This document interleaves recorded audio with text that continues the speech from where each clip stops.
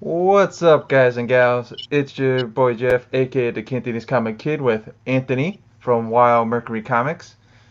Welcome to the Extreme Nerd Table, guys. We're probably gonna talk about Superman. I'll wait until Randall gets here at like 9:20, he says. So we'll talk about Superman then. Did you watch WandaVision this week? Yes, I did. What'd you think? I liked it. I Again, liked it. anytime Agatha Harkness is more and more the villain, that's Hmm. that's the value of my Fantastic Four '97 goes up and up. So Right. I actually picked that up at a show I told you for $12, Yep. and I looked at the guy and I said, this is probably the villain on WandaVision. It was like only the second week the show was on. And I said to him, I said, you really want to sell me this for $12? He's like, yeah, don't worry about it. So I don't sell books. I Right. don't sell comics. I sell a lot of stuff on eBay and online, but I don't sell comics. But Well, I feel bad for the people that are picking up the White Vision book for $120 something now. yeah, I paid. I have two copies of that. Mm. That West Coast Avengers. I don't know what issue it is, but West Coast Avengers 40, I think 40 something. whatever. It's like I paid like $2 for it. I think so. Right. But it is the first appearance of the White Vision, and I'm glad finally. I'll say something from a comic nerd standpoint.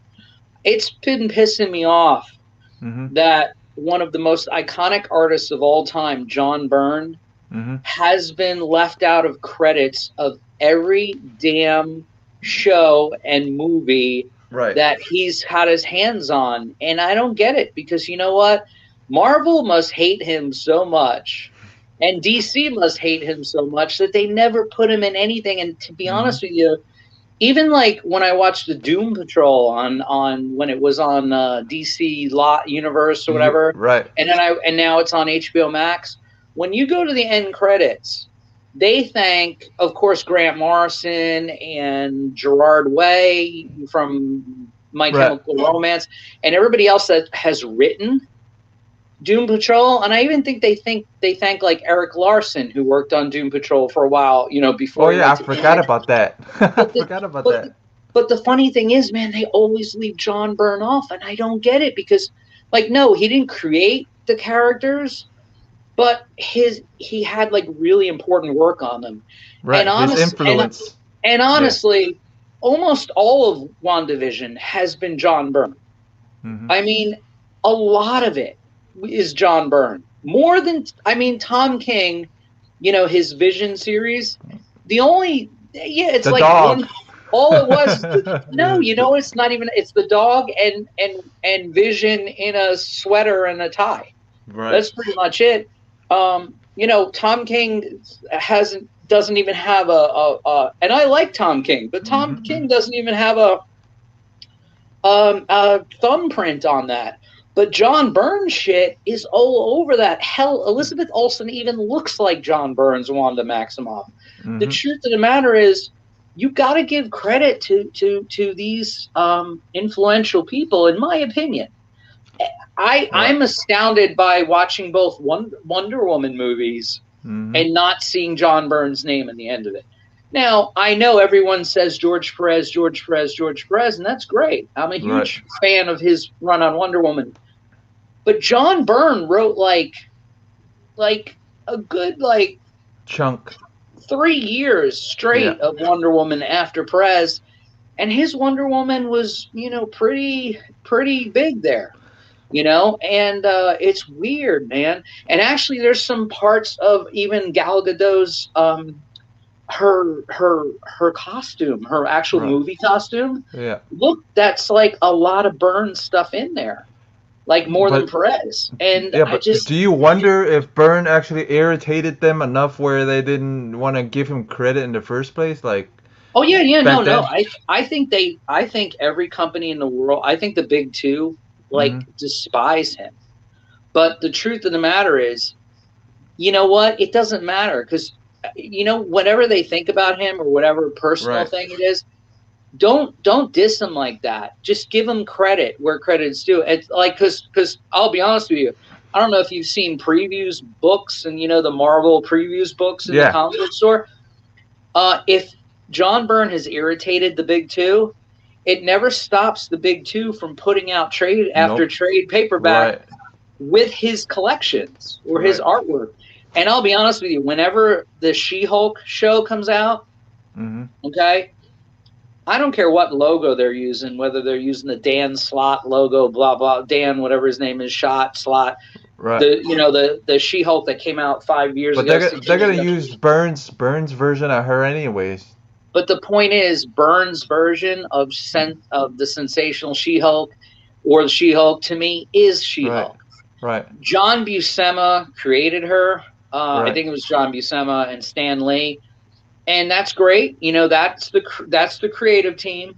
But honestly, man, John Byrne's run of She-Hulk and then putting her in the Fantastic Four and all that is She-Hulk. And the thing is, I'm not like the president of the John Byrne fan club. I just think it's weird that Mm-hmm.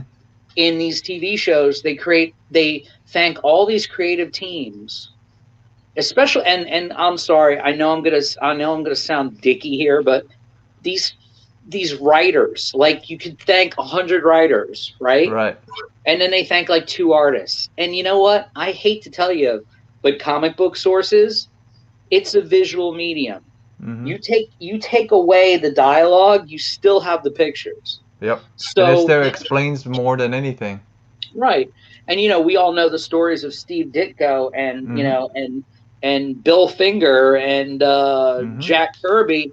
These Right. were the guys. These were the guys that drew the characters. Right. The guys who were writers. And by the way, nothing against writers, but the thing is, if the writer isn't drawing it too, he's really not. He or she is Mm-hmm. really not the sole person responsible. And I just think that someone like a John Byrne, whether it's anything mutant, anything WandaVision, he deserves credit. The same way Roy Thomas, who created Division, his name is in there. It's the same. John Byrne should be in there just as a mention. Right. And the point is, in Wonder Woman, if you can go back to both Wonder Woman movies and look at the credit, and you'll see George Perez's name all big. To not have John Byrne in there is crazy. But that's a weird thing. You look at these movies, you get to the end of Infinity War or Endgame, and it's like, or I've seen Marvel shows where it's like characters created by Stan Lee and Jack Kirby, and meanwhile Stan Lee and Jack Kirby, even Jack Kirby, some of these shows they didn't create any of these characters, Right. that were in new shows. So hell, John Byrne, man, he created Scott Lang, Mm-hmm. the now Ant-Man. I guarantee you watch Ant-Man and it says characters created by Jack Kirby and Mm-hmm. Stan Lee. It doesn't say Mm-hmm. anything about John Byrne, and Scott Lang was really created by John Byrne. And whoever was the writer on the Avengers when they introduced him. But whatever. But yeah, like I said, you wonder if Byrne actually, was too outspoken or something No back doubt. then. Yeah, you know what I mean? So that's probably why they don't, Same thing like I was telling you about Dynamite and Buzz, the artist that I follow and stuff, Buzz, that he has no artwork in any of their art books, you know what I mean? So Right. hey. Uh-oh. Hey, what's up, guys? Not got much, this- man. We got the Snyder Cut on. Yeah, and a Superman fan. So Yeah. what you think of the new Superman show? Oh, dude, it's awesome. I'll come back in a half an hour when he's done telling us how good it is. Right. I swore up and down that I would not watch it, right? I told my wife and I said, no, I'm not doing it. I'm not investing in another TV show. On the CW. I refuse to watch it. I refuse to watch it. I said, and plus he's got crooked teeth, and and I hated him on Supergirl. I thought he was terrible. Okay. And then I watched the pilot and I loved every minute of it. The only thing that was lacking in the show for me is like the theme song, like the music. There's some parts of the music that was good, but overall, like compared to like Smallville, compared to like Lois and Clark and the other Superman shows, I just felt like it was a little lacking, but hopefully that picks up. If not this season, next season maybe. I was just waiting to hear somebody say. That's all I wanted to hear. But you know what? Honestly, it was a really good show. Mm-hmm. I was surprised at how good it is. And without being cynical, I just hope that wasn't just pilot terrificness. Right. I just hope that wasn't perfect pilot, crappy follow-up episodes. But you know what? I saw a review of it. And by the way, I never formulate opinions based on other people, whether it's Randall or Jeff or Mr. Magoo on YouTube talking about whatever the hell the latest thing is. I don't care what anybody thinks until I see something or read something. But I saw a review that this guy summed up so good. I don't know who it was. Might have been an SJW guy. Might have been a Comic Skate guy. I don't give a shit. But let me tell you this review. This review was so spot on. This guy, whoever it was a guy. He said, the thing I liked most about the show is it seemed like it wasn't filmed or aired in 2021. He said, it feels like I was watching it in 2004 or 2005. Okay. And I got to say, I thought that was spot on because I got to say something. The show there was no filler. It was all killer. And the truth of the matter, it was a little dark. It was a little serious. The kids were real kids. And, and I really thought it was like watching an old episode of Supernatural or Buffy the Vampire Slayer, something from like 2001. But with modern effects and storytelling. And I thought, I really thought it was amazing. And again, this comes from a guy who is tired of seeing 8 million different Supermen and 8 million different Batmen.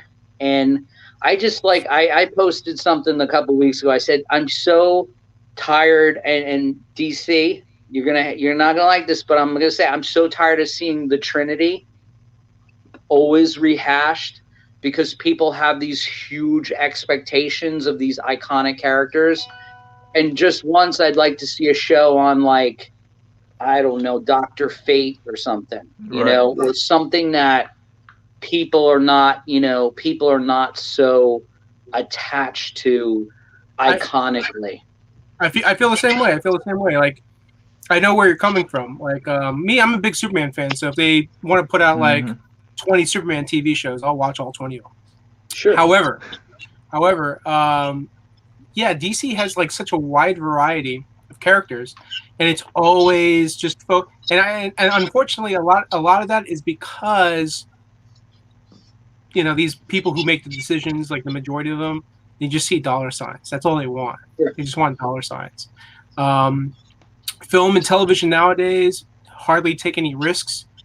The one good thing about Netflix is it's the only company that's literally taking risks. It's the only company that's like, spending money. HBO will take a couple of risks on a couple of the different properties and independent, but they also know that, they got top-notch people working on these projects, and they're going to get some form of Emmy nominations and probably some awards. So as long as whatever risks that they take, they know they're going to get awards from, it's really kind of not even a risk.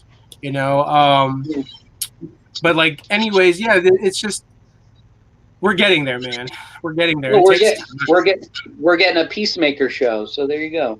Mm-hmm. Yeah, only because of James Gunn, and that's the thing. Is like when you have talented, successful guys like him, and Warner Brothers is like, look, we already know, like, money in bank. Like we already know whatever you do, it's going to be popular. It's going to be, like. We saw what you did with Guardians of the Galaxy. Like, who knew a tree and a raccoon was going to make so much money? So that's just the way they see things. They look at James Gunn like, this guy can literally take a tree and raccoon and make hundreds of millions of dollars.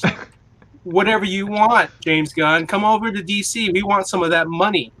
How about giving us a Superman movie, James Gunn? Because you already made something called Brightburn, which was right? Yeah. I want to sequel to Brightburn. He was a producer though; he didn't direct it. Yeah, I know. But I'm you know what's funny is like the more and more I realize why we haven't had a Superman sequel and no one's really talking about it, no one's mentioning it.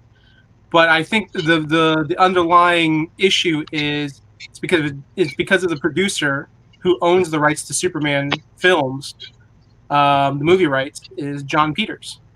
Right. John Peters is this crazy dude who like was one of Barbra Streisand's lovers and a hairdresser who, you know, right time, right place. Before you knew it, he was making money and becoming a film producer. If you remember that Will Smith Wild Wild West movie with the giant mechanical spider, Yeah. that was all John Peters.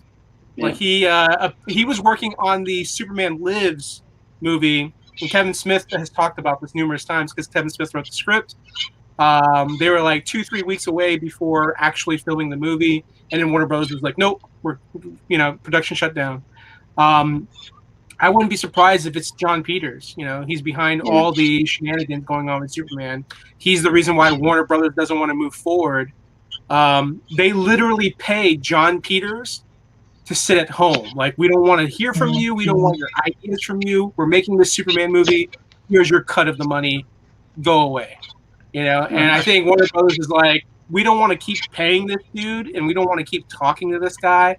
So we're just going to wait until he dies, and then we're going to actually do something great with Superman in the movie industry. Hopefully, because I don't know how John Peters has his will set up. I don't know like how his kids are going to be like when they take over the rights for the Superman film rights. Who knows? Who knows what's going to happen? But I think that's part of the problem. I think that part of the problem is that John Peters, and I wouldn't be surprised if like some of these other directors are like, I don't want to deal with this guy. Like, I just want to come in here and make... Don't they have somebody writing a new Superman movie or something like that? So here's the catch. The new Superman movie they want to do, John Peters doesn't have the rights to, because this is a brand new Superman character that's created in the comics. You know, so they can go with Black Superman. They can go with any other Superman, so long as he's not Clark Kent. He's from Krypton. He's in the main DC universe or whatever. I don't know. Okay, what's your review on the show? We got off tangent. My review on the show, like the music. Actually, the one thing that did really bother me was the one son, the one that has, like emotional, like he's autistic, I guess. He's got issues. Like he did a good job as an actor. He's just emo. That's all. Yeah, I mean, there are just parts of the show where I was just like, oh man, you're getting annoying. Like you're like, less of you and more of Lois and Clark, and hell, I'll even take more of his brother, because at least the brother was kind of like, man, more like, I like the emo kid. Screw the jock. Yeah. The emo kid was okay.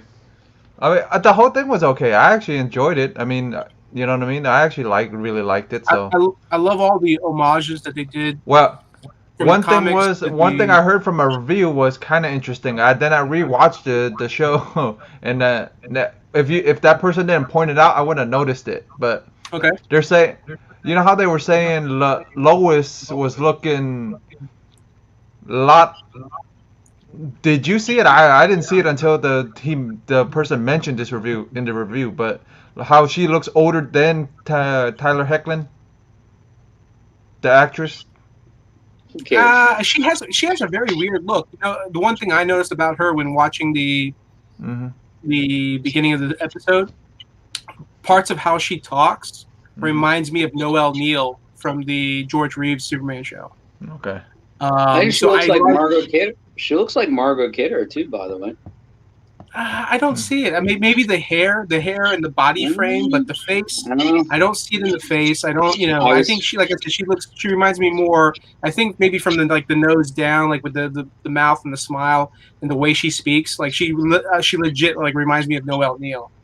But I mean, the way she dresses and her hair, I can see that being more like Margot Kidder. That's just from my point of view. She's okay. She's okay. I mean, like, My favorite Lois Lane still is probably Terry Hatcher. it's a toss up between Terry Hatcher and Erica Durance from Smallville. Like Okay. I thought they were just both like really good. Like Terry Hatcher, like in the business sense, like what was great about Lois and Clark was how they handled Clark. Clark wasn't always like this, clumsy. Like Clark was actually kind of just like laid back and like I like the back and forth between him and Lois. Like that was what made the show interesting because they were competitive and like they didn't always get along, but you could tell Clark is just like he likes her, and she's standoffish, but like she's like, oh, like I can't be with that guy. So that was one of the great things about Lois and Clark. That and plus Lois and Clark had the best Perry White out of every version of the Superman films and TV show. Lane Smith, even though I don't think he was allowed to use Great Caesar's Ghost, so he came up with his own slogan, and he was Elvis. Great he was Caesar's like, Great Elvis. Shades of Elvis. Come on, Clark. Yeah. Come on, Lois. Like he made him a huge Elvis fan. I love that. I wish that they would incorporate that into the Well, the new one won't have it. The new show won't have it because the new show they're in Smallville. they're in Smallville. I don't even think you saw an older gentleman, but I don't even think he was Perry White. No, he wasn't. He was a new. It was a new web. It was a new web guy that took over the paper. Yeah. I like that they're using Morgan. I like that they're using Morgan Edge. It's different. It's not Luther. I think what makes the show interesting. I'm sorry. And I was going to say I like the fact that the moral of the story is you got the world's the world's strongest noble superhero. Yeah. And he's having trouble with Raising his kids. real life and his children. He doesn't know how to talk to his children, but he can lift up submarines. And the actual scene where the scene where he revealed himself to his kids. Was phenomenal. Mm-hmm. And whatever you say about the kids, whether you like their characters or not, those kids acted up a storm, and Lois was her acting chops. The ones that we saw on the crossovers and the Supergirl episodes, she was head and shoulders above with their writers. This show, whatever you say about the creative aesthetic of the show, the writers have something really special. And if they keep it up, they're going to have a really, really, really popular series. Let's just hope they don't die like what was it, Supernatural, where it goes for 15 damn seasons. Yeah, well, I was a big Arrow fan. I don't know whether that's popular in the room or not, but that whole the Black Canaries and Green Arrow that was set in the future, I was really looking forward to that because they made a pilot in the last season where it was just the female-centric, all the Canaries and Oliver's daughter, and that showed some promise. And I thought, like, when I get back to my lack of empathy for using the Holy Trinity stories over and over again, I just think, like, if they thought out of the box a little bit, like Stargirl, for example, which I think is a great show too. I thought I watched it on DC Universe before it went to HBO Max, and I loved it. And all those Justice Society characters and all that stuff. There's so many, just like Marvel does, where they mine these obscure. Who the heck would think you'd see Agatha Harkness on a show? Right. All these obscure characters, whether it be Yellow Jacket or the Ant-Man and the Wasp, or not that they're obscure, but the Guardians, like you said, and everything else, they just mine, like Adam Warlock, cameo, introduction with his cocoon or whatever. All this shit that could possibly, the thousands of Marvel characters, DC's got thousands too. And it seems like they're willing to risk putting characters on CW shows but not in movies and stuff. And it's crazy. I mean, even though I don't think it worked well like it should have, and I'm not a hater about it, but Maxwell Lord was out of left field for Wonder Woman Right. 84.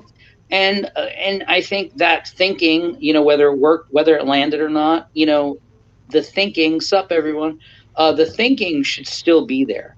The thinking should be like, and again, you mentioned Smallville.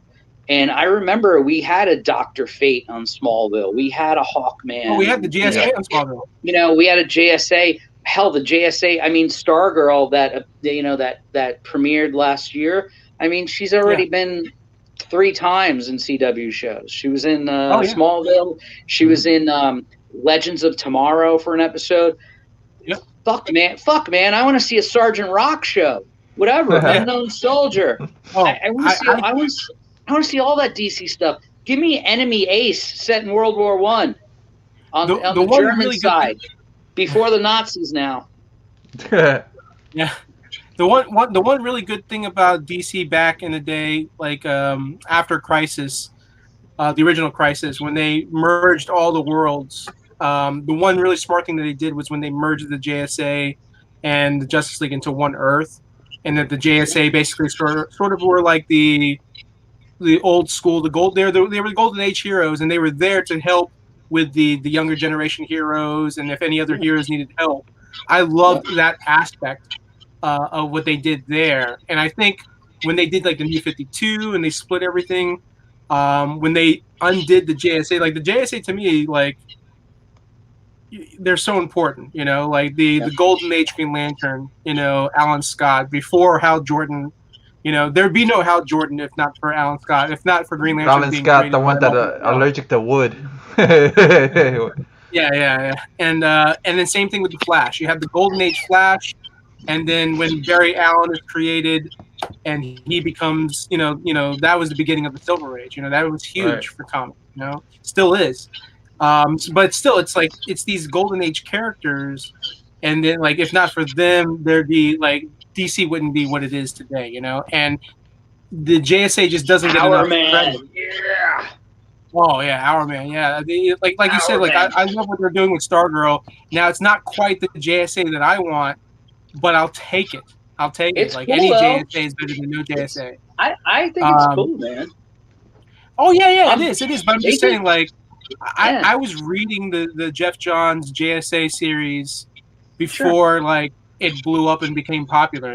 Like I was like getting all those issues. I was always intrigued by the original characters.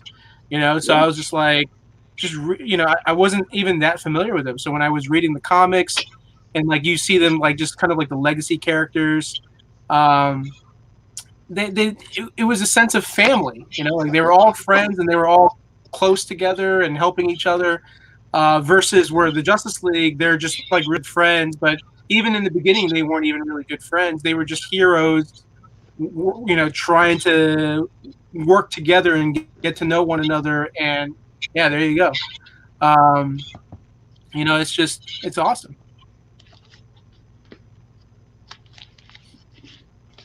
Oh yeah.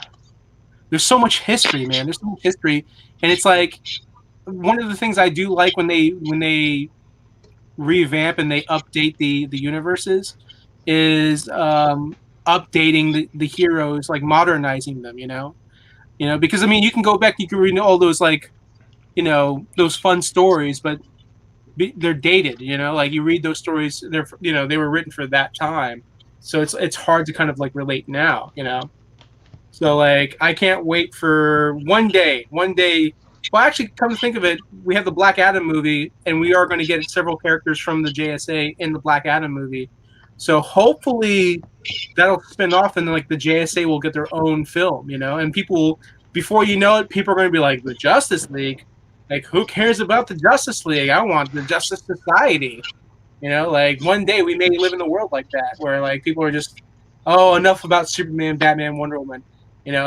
Green Lantern, Flash, that's who I want to talk about. Oh, Wildcat, and Hourman and Dr. Fate. Like, before you know, they're all going to be talking about them. Hawkman deserves some love too, Yep. Hawkman and Hawkman and Hawkgirl, or maybe she's called Hawkwoman now. I think that is so ripe for a movie because I always said, I think early years ago, or not years ago, but when I first came on this show, I mentioned when we were talking about movies, I mentioned the Hancock with Will Smith.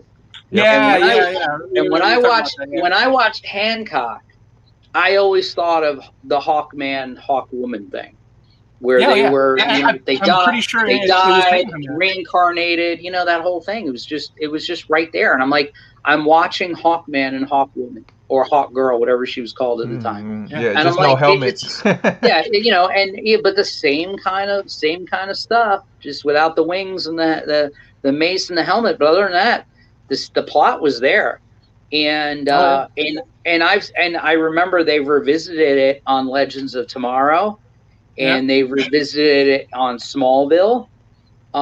They've shown it, and it looked cool, But again, it's the same thing, I mean, at least they're with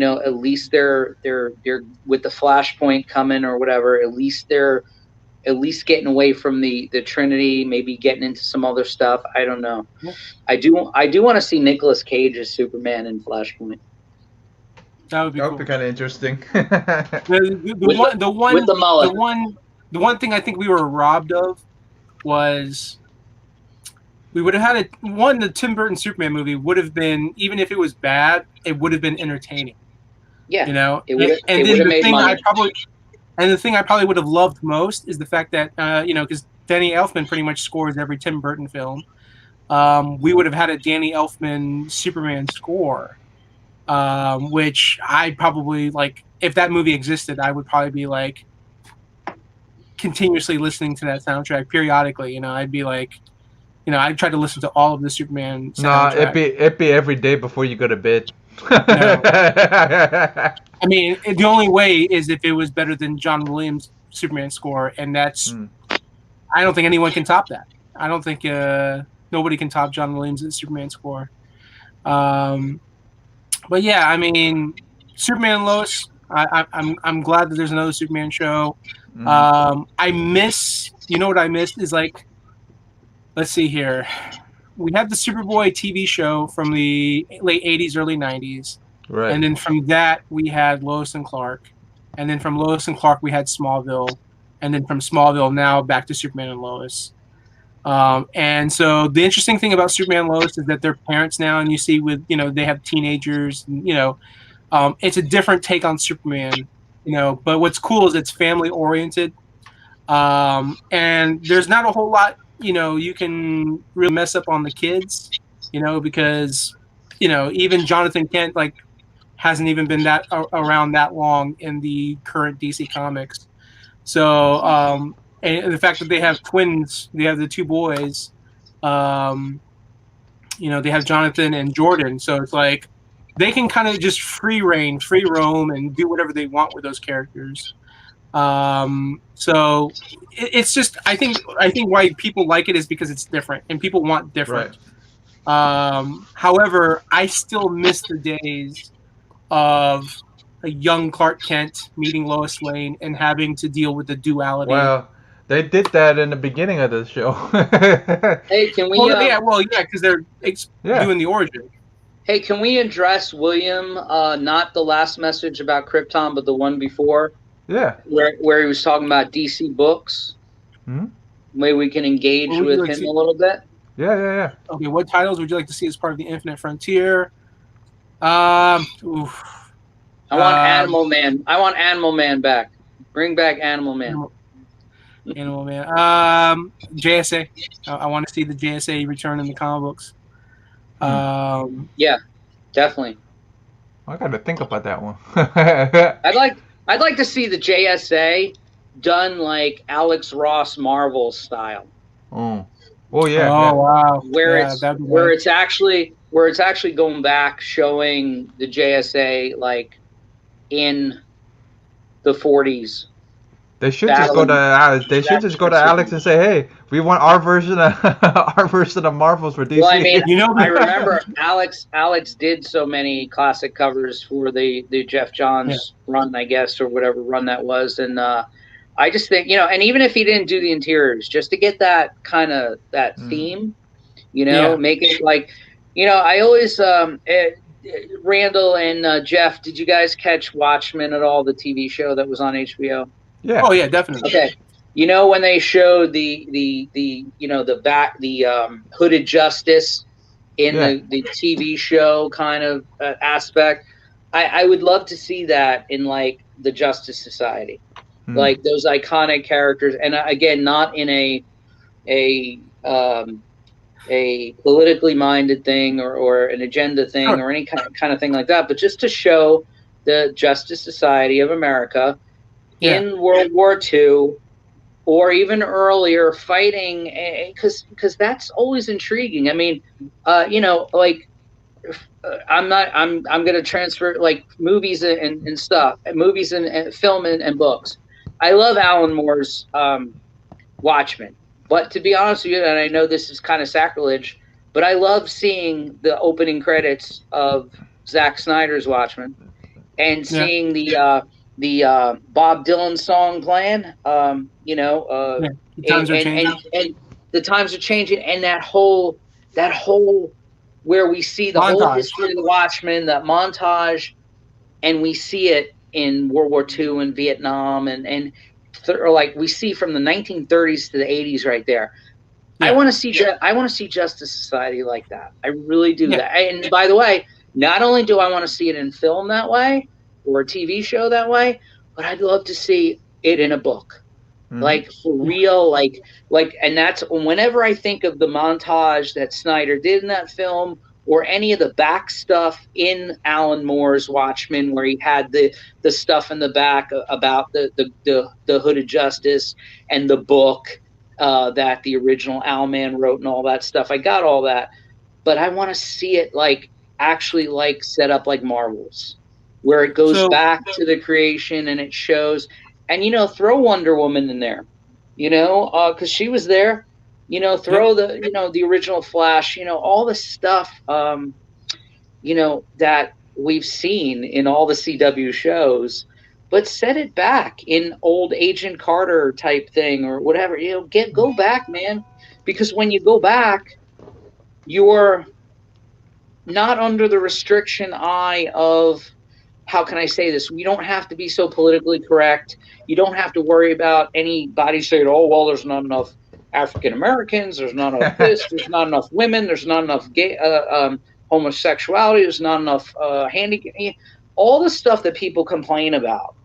Yeah. Which they are valid. Okay, all the diversity conversations, or whatever, they're valid to a point, except that all the characters we're talking about are imaginary. So how about put something in a historical era that is beyond the critical eye about being politically correct, and just give us good entertainment? Because that's kind of what, we all can agree on, that if it's good entertainment, it's good entertainment. And whether it's a book or whether it's a film, stick to that and give us good stuff, give us good content. And and be that, and again, like what William said, you hit it on the head, Randall. You get a JSA thing, a book, all this, and also all the people that have never seen a JSA book. You said you read Jeff Johns. You've probably never seen those books that I just showed the show, that, or if you have them, great, but a lot of people don't have them. Those are from 1979. And I was picking them up as they were coming out, on the spinner rack as a kid. And I was like, what is this Wildcat, man? This guy's cool. He's a boxer. He's cool, whatever. And I remember my 11-year-old, one of his first Wii games, he played this Batman Brave and the Bold game, and Wildcat, who had the voice of the drill sergeant from the Army movie. The Stanley Kubrick? No, not Stanley Kubrick. The Full Metal Jacket. Full Metal Jacket. It was his voice. That dude was narrating. He was playing the voice of Wildcat in my son's game. And before Batman would go fight, Wildcat would teach him boxing moves. And my son had to get through that boxing that practice before going to fight the bad guys in the Batman and Brave and the Bold, such a great cartoon series. Right. But the point is that my son, even like, and my son who's like 11 now, he was 5 at the time playing this Wii game, and he was so excited. He's like, "Dad, look at this Wildcat guy." And I was like, "Yeah, I'm a big fan, but we don't see him anymore." No, they not enough. He was in Arrow for a couple of episodes, but he didn't really do anything. I think he beat up a couple people. He wasn't even in the outfit. he taught Laurel how to fight, or Speedy how to fight, or somebody how to fight, and that was it. And then they never, I'd love to see a big. Before I forget, I have to say this before I forget, because you inspired me. When you were talking about, we were talking about JSA and, go back, and then you mentioned Alex Ross, and then something collided and it just hit me. And then you said Watchmen, and it kind of just came full circle for me. I was talking before about modernizing characters. And so here we are, we're in the 2020s. Before you know it, we'll be in the 2030s, and then it'll be the 2040s. Right. And basically World War II will be at that point almost 100 years ago. So to take characters that were from 100 years ago and still say, oh, they're from World War II, but then you don't look as old, or you're trying to explain. They're basically Captain America at this point, where he's been gone for this long, and he's back from I was in World War II. So I was thinking, how do you modernize the JSA? So you got it's like Tony Stark, right? Tony Stark, he got hurt during the, I don't know if it was the Vietnam War or the Korean War, and same thing with the Punisher. The Punisher, he was in Vietnam, but now you look at all the, when you're modernizing the Punisher, you're like, oh, you were in Afghanistan, because that was in the 90s, so it's you're looking for moments to where you can modernize them. So it got me thinking, how cool would it be if you wrote the JSA characters like the Watchmen characters, but you had set the movie or set the characters in sort of the 1970s, 1980s time frame, because now you have all the newer heroes. They're appearing in the late 2010s, early 2020s, right? So technically 2020 is 40 years from 1980. So that's a good gap between generations of characters and heroes from old to new. So I would love to modernize, basically take elements of Watchmen and then have that beautiful, art of Alex Ross, and then figure out how to bring in the JSA, bring in the Jay Garrick and and Alan Scott. And also because it's 70s, 80s, you kind of have to modernize the way they look too. You can't just have Flash with a helmet. You could do Jay Garrick with goggles or something like that. And well, the thing is too. It's funny you say that, because in the early 80s, McFarlane's first job, was Infinity Inc. And that's I got those. And that's when they, that was a great run, and that's when they brought, the JSA into the 1980s, and they had them, they had that reflection, just like Watchmen, how Watchmen looks back, and then you see, from Vietnam to the 80s or whatever. So it's a cool idea, but again, they could have them. You could have the JSA waking up in the Cold War, Wonder Woman 1984 with the Justice Society. They did it in the comics. Those comics I was just showing you, those are from that was from 1980, that run. Yeah. And then Infinity Inc. followed. I think Infinity Inc. followed right after Crisis. right after Crisis. Yeah. Because it was, or, it was in the 80s. Crisis, I'm trying to remember. If it was 86 or 87. Yeah. Crisis was the mid 80s. But then right after Crisis, they put Infinity Inc. out, and it was good, and there were a lot of, and then they did what Stargirl's doing. They had all these younger versions. You had Obsidian, and then you had Jade, who was and they were the kids Scott's of daughter. Alan Scott. You had the Wildcat, which is the Wildcat, by the way, on Stargirl. It's the same name, and her debut, I think, was in Crisis. What is it, Yolanda Montoya or whatever her name is? But anyway, that is actually the name that they're using in Stargirl. It was the Wildcat that was in Crisis on Infinite Earths. So, yes, do read Robinson's Starman, William. Yeah, I mean, the way things are at DC right now, I kind of just miss back when they did Infinite Crisis. That was probably DC at their best. When you had like Dan Didio, Jim Lee, and Jeff Johns, literally all three of them working out the details of this big event book and how it was going to cross over into all the titles. And it was kind of like establishing and working on continuity. Like, to me, like that's the big important thing in both the big publishers, Marvel, DC, is you need to have some good editors. You need to have everyone working together, and you need to have this solid continuity. And if you're going to change continuity, you got to know where you're taking it. You got to know what stays, what doesn't stay. It's I don't know. I don't know why these guys kind of like. I feel like they make it difficult. It's like it doesn't have to be difficult.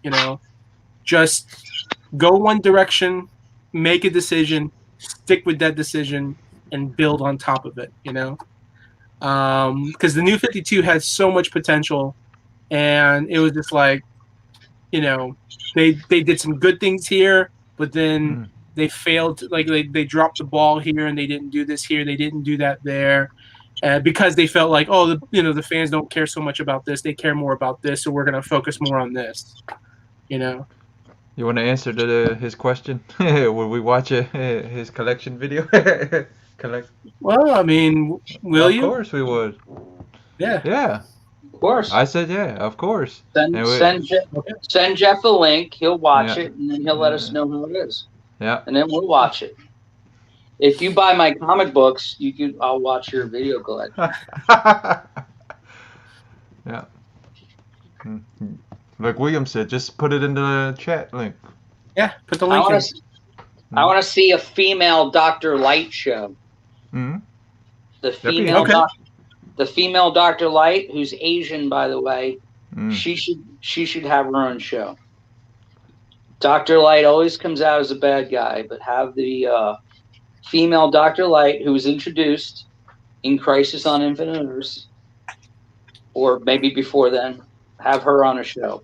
I still want a formerly known as the Justice League. That should be a cartoon series. Give me a second. Classic. Yeah. Yeah. Yolanda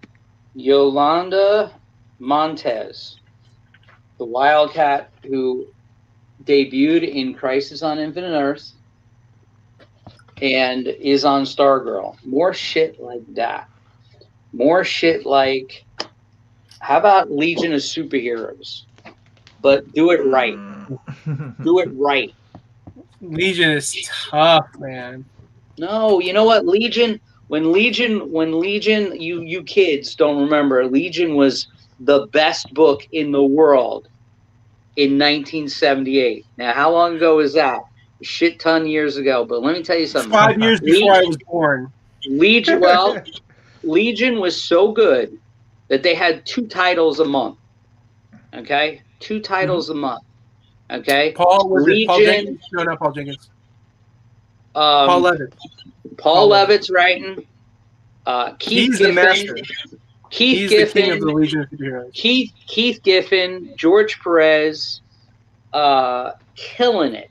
Jim Starlin, believe it or not, doing early show episodes, killing it. I Such a heard Mark good book. Waid's Legion was kind of pretty good. Like he was trying to Yeah. blend, and I never read it, but Jeff Johns, when he did his miniseries, The Final Crisis, The Legion of Superheroes, I heard that was really good. Yeah. But what I'm saying is that there, and the thing is, the problem with the Legion in the comics, unless you have someone like Paul Levitz, Jim Shooter, even early Legion, when you have that many characters, you have to know how to write that many characters. But Yeah. if you did the Legion with just like 5 or 6 characters, like they did on that animated show they put out a few years ago, Yeah. Love that show.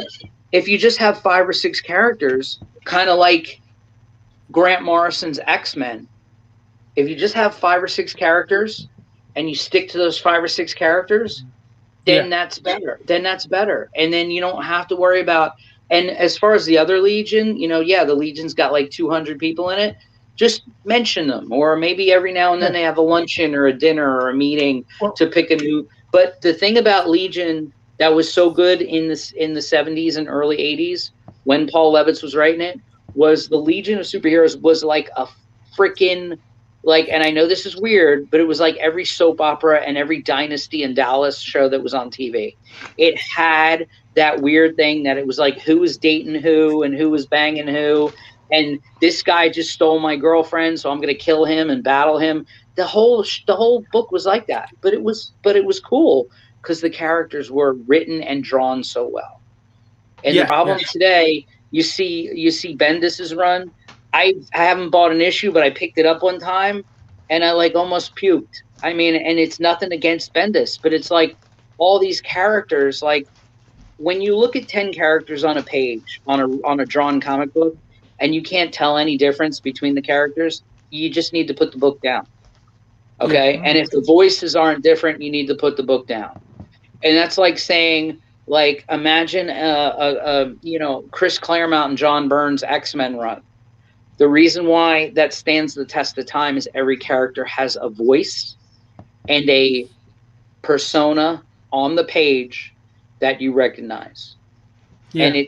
And those voices and those characters transcended 50 years. Now, 50 years later, they're still good. And it doesn't matter who writes them, whether it's Hickman or whether it's Claremont again, or whether it's Jim Lee drawing them, or whether it's, LaRocca, Grant Morrison, it doesn't matter. Those characters were embellished well, and you gave a shit about them, and they have their own voice. So when you're reading the book, you're like, oh, yeah, that's what Cyclops is supposed to sound like or look like or act like. Whether you like Cyclops or not, it's still him. Whether it's Wolverine, whether it's Storm, whether it's Rogue, whatever. All these characters, Kitty Pryde, all these characters were established. And the same thing with DC stuff. Paul Levitz's Legion of Superheroes, after that run ended and Keith Giffen took over when it went to a deluxe format in the late 80s, that was good too. But then anything 2001 later, it just went to crap because no one cared about the characters anymore. They just cared about being edgy. Well, let's take 1 second to thank DC Comics for the Karate Kid. Exactly. I didn't know this. So, Karate Kid, the comic book character, was created before the Karate Kid movie. Oh, okay. And I believe it's in the credits that DC Comics gets some form of credit, or they get a thank you, because they own the copyright. They own the copyright name, The Karate Kid. And so when they made the movie, they needed permission from DC Comics to name it The Karate Kid. Sure. And Timberwolf, Len Wein had a hand in Timberwolf, and he had a hand in Wolverine. Everything's derivative. And William is right. Shooter and Levitz coming back again. I said, you can't reinvent the wheel twice. You can't walk on water twice. Bob Dylan ain't gonna write The Times Are Changing twice. So just like everybody else, John Byrne and Chris Claremont, who I just sung the praises of, they're not going to create, not that they created the characters, they're not going to voice those characters the same way, 40 years later. Lightning strikes twice, if at all. And yes, Legion 89, like I said, anything prior to 2001, in my opinion, Legion, JSA, everybody was firing on stuff. And that's not me just being an old dude saying, oh, remember when comics were good, because that's not what it's about. But what it isn't about right now, and I could go on forever, is that comic books, just like everything else in the world, they're trying to catch up with video games and film and streaming and all that. They're trying to get new fans. But what happens is when you put all your eggs in a basket trying to get new fans and new readers, when you disregard the things from the past that inform the future, you fail. And I'm not talking about movies and TV. I'm talking about just comic books, the printed medium that started it all, for all the pop things that we're talking about. If you can't get that magic back on paper, let's face it, my 11-year-old, like I stated, he's not going to the comic book store every Wednesday. I'm sorry, he's not. His 50-year-old dad is, because I'm looking for something new to read. I grew up with the medium, and he did not. Everything that he looks at is on a screen, not on a page. Right. So when you spend all your time trying to get that teenager who's going to buy your graphic novel in Barnes & Noble, if that's all you concentrate on, you're going to fail. And the truth of the matter is, DC and Marvel still put out quality work, but the fact is it's only 2 or 3 titles out of their whole catalog is quality. Well, I mean, the way I look at it, and I don't remember if we talked about it before, not in detail, but as far as the future of comic books goes, like, I feel like Marvel and DC, like you said, they're comic book wise, they're playing catch up. And the thing that they're dropping the ball on is that you have access to your customers. You have the internet. You can reach out to your audience. You can literally ask your audience, hey, what do you want?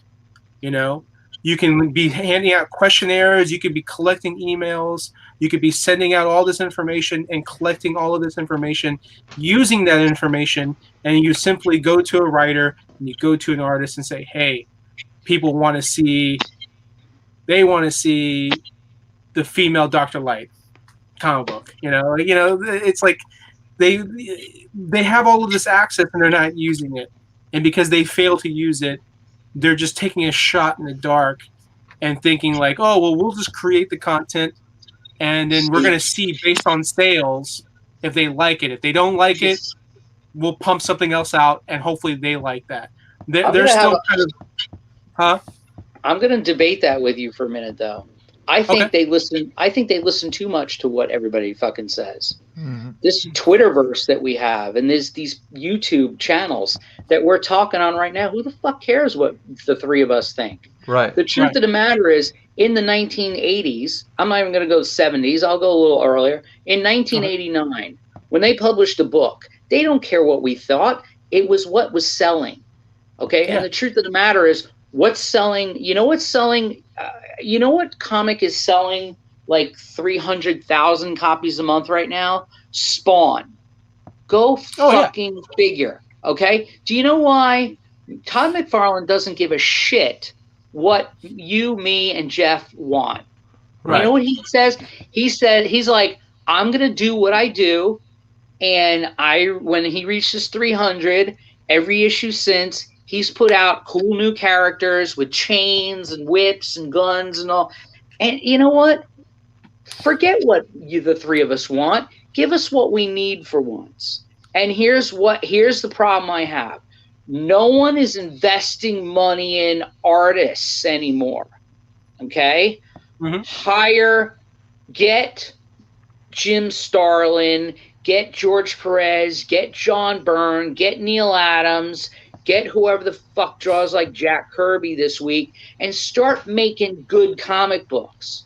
Stop with this coloring book comic shit that you're putting out month after month with these really cool writers, but the comics shit. Clay Mann, who works with Batman, Catwoman, whatever, with Tom King, that guy can, that, you know, art is subjective, but that guy knows how to freaking draw. Okay? Ivan Reis from DC, that guy knows how to draw. Okay? Stop getting these freaking artists who are working for $10 a page from whatever country you're getting them from. And by the way, that's not I'm discriminating. I'm talking about quality artists. Get some their money quality on, artists. Because there's a lot of no-name artists out there that can. There's a lot of no-name artists out there that can deliver quality work as well. Oh no, there are. But what I'm saying is, don't forget about your group of readers who are over the age of 15, who grew up following their favorite artists and writers. Yeah. Don't forget about them. That's the problem. Yeah, if you forget about them and you say, we're just going to go after the young adult market, guess what? You're not going to sell 300,000 copies of Spawn a month. Yeah. You understand? Well, I mean, there's something. The other great thing about Todd McFarlane is that, you know, again, this man he's up with the times. You know, that guy is on Facebook. He's on his Facebook page. He's marketing. He's talking. He's not just talking about, you know, the comics. He's also pointing out all the action figures that he's making. He interacts with his audience.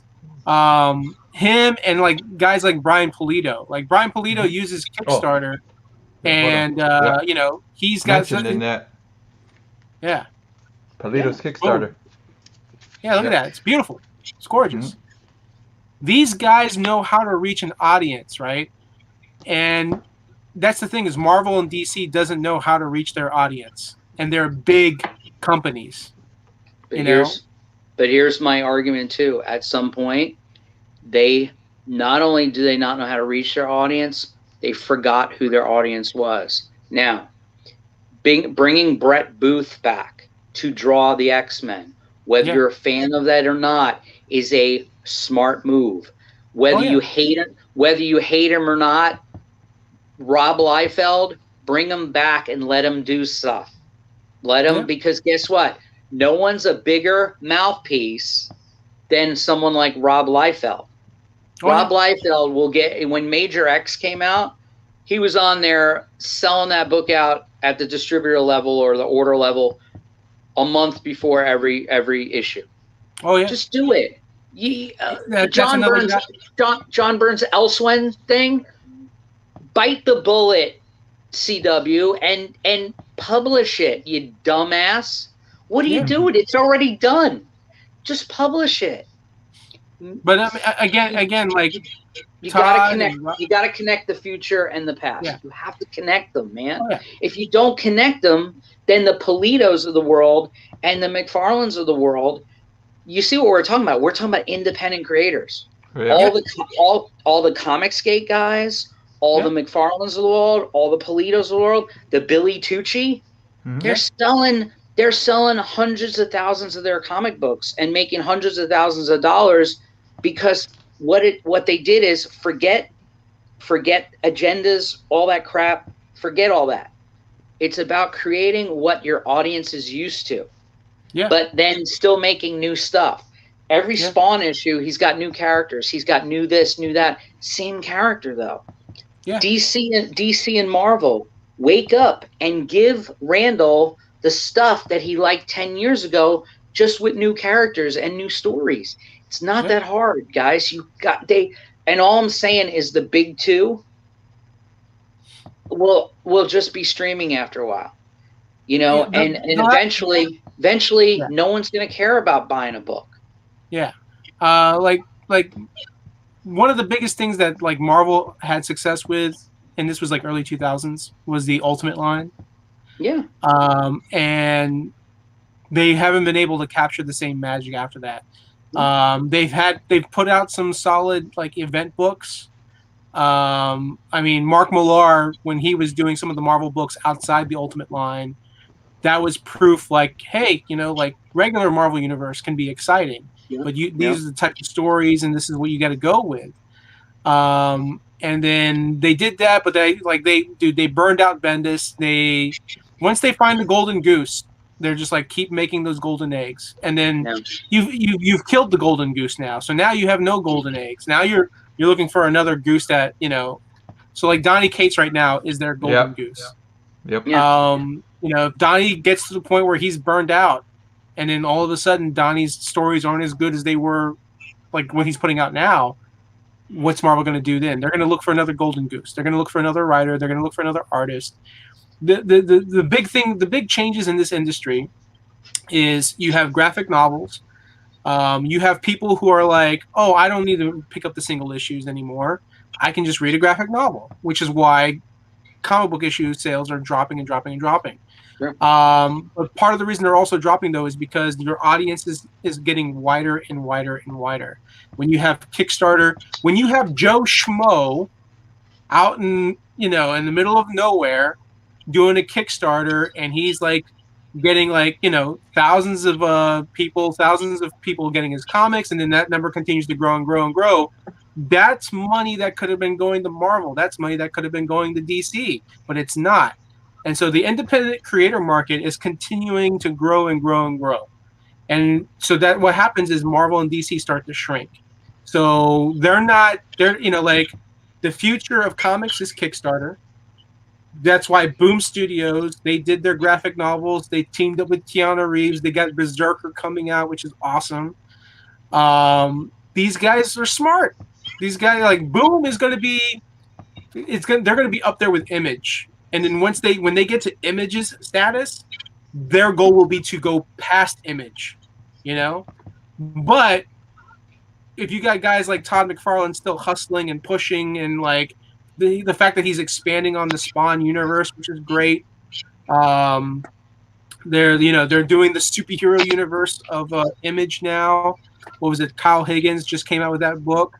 I think what it is Todd McFarlane, and I think even what's his name, who created The Walking Dead? What's his name? Robert Kirkman. I think Kirkman and got with Todd McFarlane, got with a couple other people at Image, and they're sitting there and they're like, you know what? We smell blood in the water. We see what Marvel's doing. We see what DC's doing, and they're struggling. He's like, maybe it's time for Image to no longer be number 3. Maybe it's time for Image to finally step it up and jump to 2 and take one of them down. And unfortunately, Marvel, because they print so many freaking comic books, it's ridiculous. Like you could literally split Marvel in half, and they'd be like 2 publishers. All right, that's I brought up Polito's new Kickstarter. You guys want to hear what the amount is right now? Yeah. $1 million. No, 330-800. $330,000. Wow. Yeah. Nice. And then project was only supposed to go to 15,000. Yeah. And you know what's funny? That the book will only cost about $10,000 to print. Right. Even with all his variant covers, whatever, I guarantee you spend about $10,000. So he just netted $300,000, and he's gonna. And by the way, you don't just have to kickstart with him. He's his stuff's in the shop. It's in my local comics shop all the time. Every time a new issue comes out, he's doing good work, but he's doing God's work. But understand though, Randall, you were talking about McFarlane, and then you just brought up Polito, Jeff. The truth of the matter is, these are established bands or brands, and these brands people love. And again, the idea that Image is finally going back to print some comic books, superhero comics, more power to them.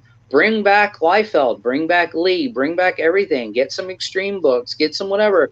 put that out there, because guess what?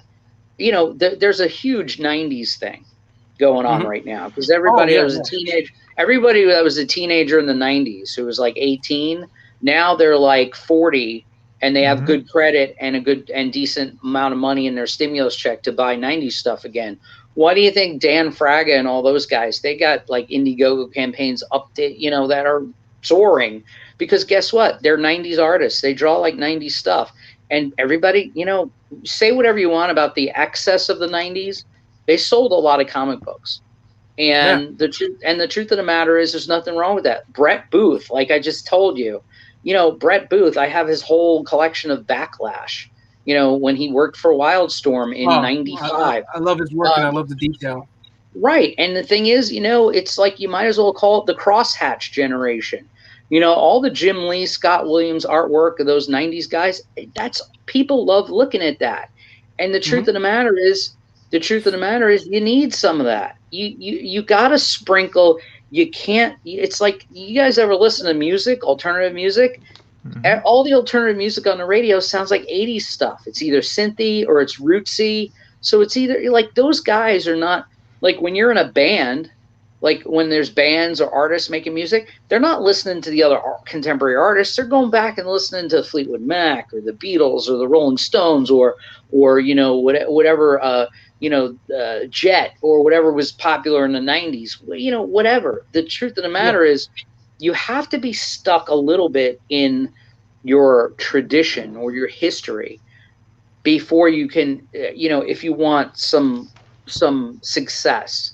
And the truth of the matter is, like I said, the idea that Marvel is making an X-Men book with Brett Booth drawing it is a step in the right direction. Every time I see Ivan Reyes, I hope I'm saying his name right, every time I see his shit, even if it's a shitty Michael Bendis Superman story or Justice League or whatever he's doing, you look at his art and you're like, oh, that's great. It's like Neil Adams and Jose Garcia Lopez and Kurt Swan and everybody else that's great over the years. It's clean, beautiful art. Right. Or Gary Frank or the guy who just did Batman 3 Jokers. That stuff is great.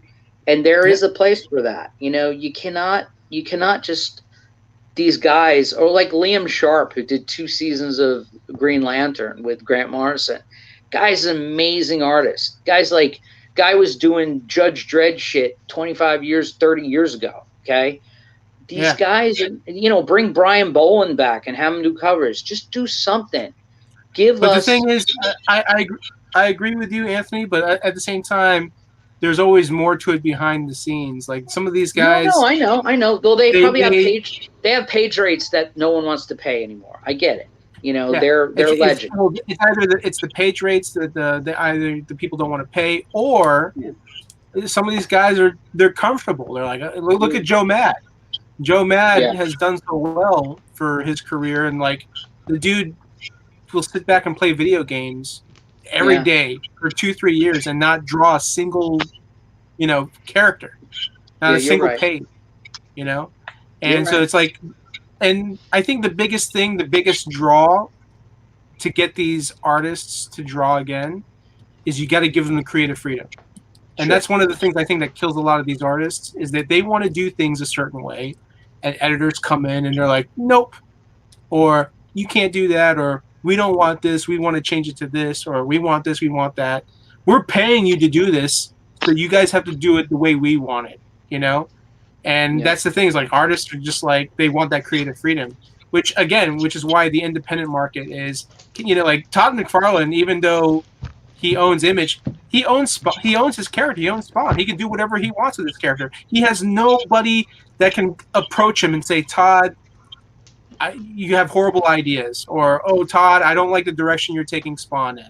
So like, Todd can just do whatever he wants. Same thing with Brian Pulido. Like a lot of these guys, they can do whatever they want. But when you have guys like Marvel and DC and you have these editors, they're going to be like, you can't use this character. You can't do this. You can't do that. So a lot of these guys, if they work for Marvel or DC, it's because they're really, really bored and they want to start doing characters from the publisher that they love. Sure. Like they have this itch that they got to scratch. When an artist is like getting very creative, they're like, man, you know what I really want to do? I just want to draw a Batman book. And Sure. they'll call DC up. He's like, hey, I got some availability if you guys want me to draw. And they're like, oh, great, we want you to do Green Lantern. They're like, I'd like to do Batman. And they're like, okay, well, we'll talk and see what we can do, and we'll get you in there, But yeah, I mean, it's one of those, like, it's just crazy, man. And not to mention, like, good for these talented people, because, back then making independent books was so much more difficult. Sure. Whether it was the 80s or 90s, it was so much more of a hassle. But now that technology's caught up, now that you have social media, now you have the internet, now you have more access. So all these people can just make their own books. They can make their own stories now. And then they can sell it themselves. They don't have to rely on, like, oh man, I got to go back and work for Marvel, or oh, I got to go back and work at DC, and I got to put up with their bullshit. Like, they don't have to do that now. They can do whatever they want. And now they kind of just sit back and they wait for the editors to reach out to them and say, hey, we would love for you to work over at DC. And so now the tables have turned. Now they can say, okay, you know what? I'll draw for you guys, but here are my conditions. Here's what I want, like, meet my demands. You work together, you work with me on this, boom, we're on the same team, and, like Marvel and DC, like I said, like we were talking about Marvel, I mentioned Ultimate Comics. That's the real success that these publishers have, and the reason that works so well. That Palito Kickstarter is only 18 days in, and they have 2,257 backers. That's only 18. Nice. Yeah, what's that's about, well, you said it, you hit it on the spot. The image format, or the model of, you create a book, you create a character, just like Robert Kirkman, when he brought Invincible and The Walking Dead and all that. Look at the success. That is the prevailing of the independent spirit. That, by the way, even in the late 70s, early 80s, there were indie comics out there. I was reading, like, whether it was 11 Rockets from Fantagraphics, or whether it was this comic or that, American Flag by Howard Chaykin, all this stuff, all this really great stuff, John Sable type stuff, whatever was out and about. A lot of these comics were so wonderful. Dave Stevens' Rocketeer, you can like, pinpoint really commercial things that were just as good as any iconic Marvel and DC properties. We talk about Spawn, we talk about Youngblood, we talk about Wildcats, we talk about whatever, even though some of that stuff is now back to DC from Wildstorm. But even Witchblade, things like that She by Billy Tucci, things of, Vampirella, even though it's, old Warren stuff. And Lady Death, Chaos Comics original, Brian Pulido, all those folks. The thing is that they gained traction 30, 40 years ago, and the creators still have a hand in them. And it's, like Spawn. Yeah, Todd McFarlane hasn't, written and drawn every single issue of the 316 that he's up to now, or 318, but he's had a hand in publishing every one of them, and he's done something. Whether it's inking or scripting or writing or whatever, he's done every single one. And truth be told, it's called focus, it's called vision. It's like the old Cerberus, Bone, all those classic indie titles. They all had a huge audience, and they all had a huge effect. Harry Crumb stuff, everything that everybody did, just because it wasn't Marvel and DC. There are independent spirits there that have done a lot for the comic book medium, and they will continue to do, Hellboy, Mike Mignola, all that stuff. It's all relative, and the truth of the matter is, Marvel and DC get all the attention in the pop culture because of movies and TV and their licensing, and the fact that you can get bed sheets at Target with, these characters on them. But at the same time, true comic book readers, collectors, they know that They know what Saga is. They know what Right. Ex Machina is. They know all the we all know this stuff. You're not going to buy Sandman bed sheets at Walmart, but everybody knows Neil Gaiman's Vertigo series and the iconic characters. Oh, wait Right. till it I hits think Netflix. I think yeah, exactly. But look at Moar too, Miller, or however you say his name, and all those folks. I just saw a commercial for what was it? Uh, fuck, I don't know. Jupiter's One of Legacy. those. Invincible. What's that? Jupiter's Legacy. Jupiter's. Yeah. Yes, Jupiter's Legacy. Exactly. Stuff like that. And people when the Old Guard was on Netflix last year and all that stuff. All these people have no idea. Hell, Warrior Nun, whatever. Right. Everybody. No one. All these IPs, they're all valid, and if the creative people behind them are still attached to them, it's valid and it's good, and there is hope and prosperity for comic books. And I'm an independent creator myself, and I Hmm. would never go to Marvel or DC. I don't care how much money you paid me. I swear to God, if CW called me today and said, "Hey, I want you to write Wolverine," I tell him to go F himself. You know why? Not because I wouldn't like to do it. It's because I don't want to answer to anybody. If Image calls me and says, "Hey, we picked up a copy of Oh My God at Nerd Out Comics in Tampa, Right. and we would love to publish your books. What do you got?" That's what I want. Right. I want a real publisher. I want someone like I don't want to publish myself. I'd like someone to do ads for me and Previews magazine, but I don't want to answer for a corporate thing, because Right. that's no way to live as an artist, in my opinion. Do I discredit anybody that writes or draws for Marvel? No, of course not. I think Donny Cates is amazing. I think Nick Klein's amazing. I think a lot of people, I'm not so old or whatever that I'm out of touch that I don't appreciate Right. the works that people are putting out now. But I think still though, I have more respect for Brian Pulido or Jim Ballant Right. or a Todd McFarlane, because Right. guess what? They got their own kids, their own creations, and they're taking them from the cradle to the grave. Robert Kirkman will probably never have to work a day in his life, really. But, he put out a book, a black and white zombie book.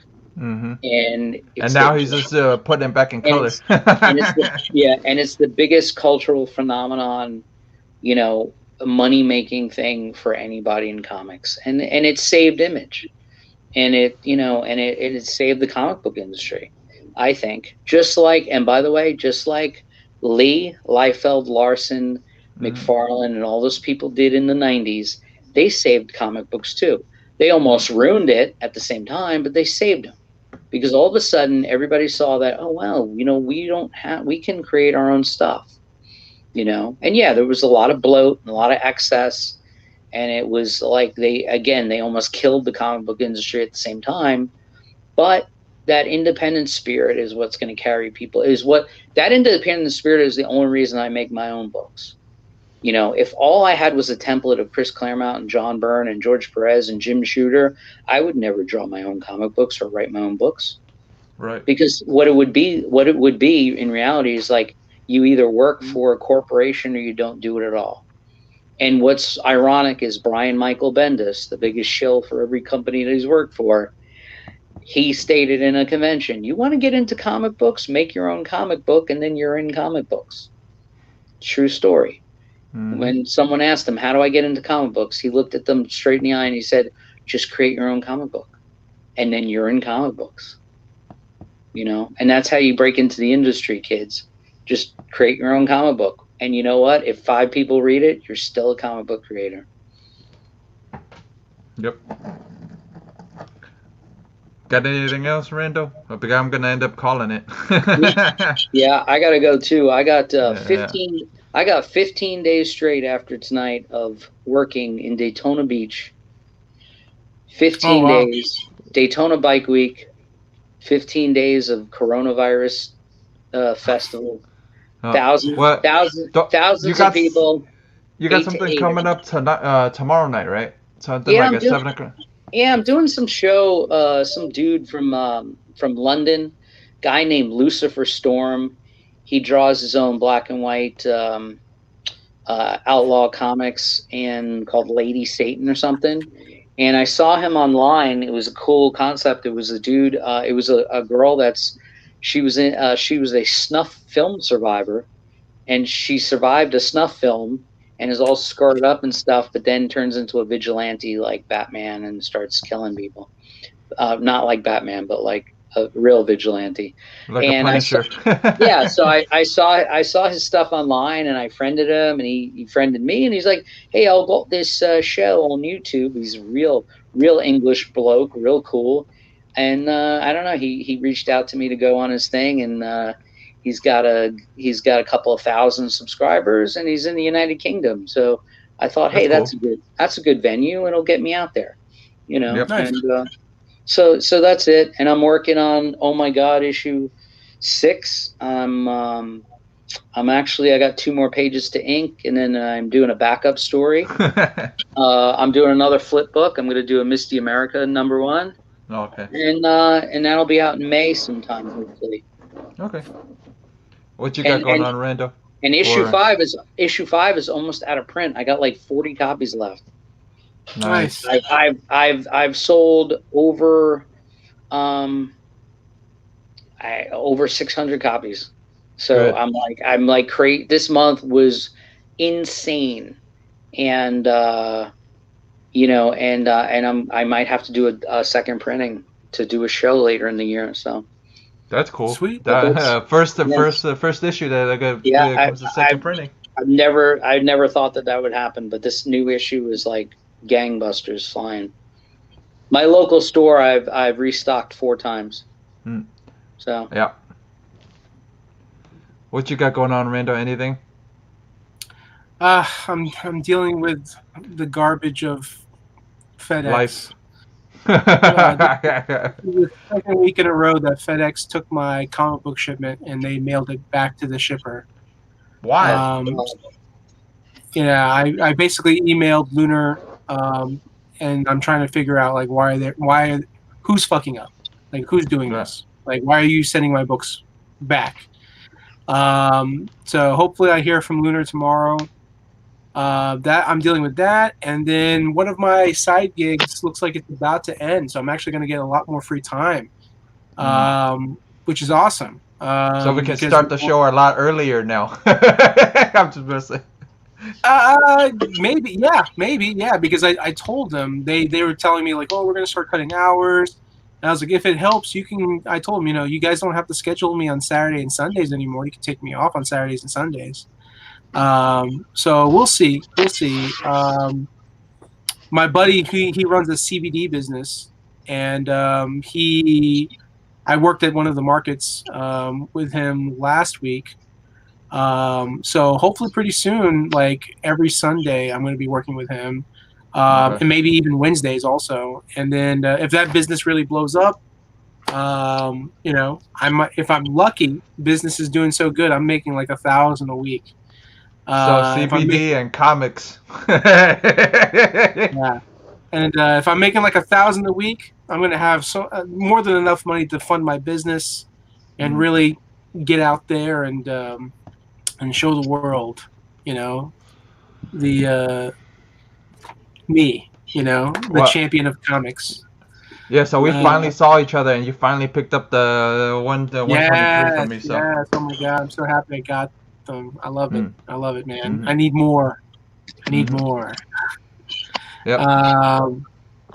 But yeah, I mean, things are changing. Things are changing, and hopefully they're going to be changing for the best. They're going to be changing for good. Right. And I know I've said this before. I know, like you ask everybody, what are you up to? What are you up to? And you've told me numerous times, Randall, you need to start your own YouTube channel. You need to do this. You need to do that. Right. In order for me to do all those things, I need time and I need energy. Yeah. And so hopefully pretty soon, I've been knocking down my debts. I think right now I owe just $1,000 in my credit cards. And once that's knocked out of the way, more money, the term is more money, more problems. but that's not going to be for me. Yeah, It's gonna be yours is more money, more free time. Yeah, more money, more good. Yeah. More good stuff. So I'm looking forward to the future. I'm very excited. Well, I hope everything works out for you. Yeah, Thank you. me too. Thank you.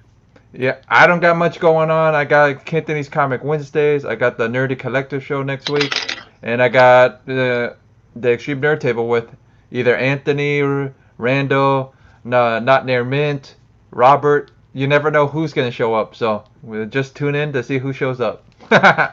And I'll check you guys later. So we'll see you guys later. Have a good night, guys. Mhm. Good night.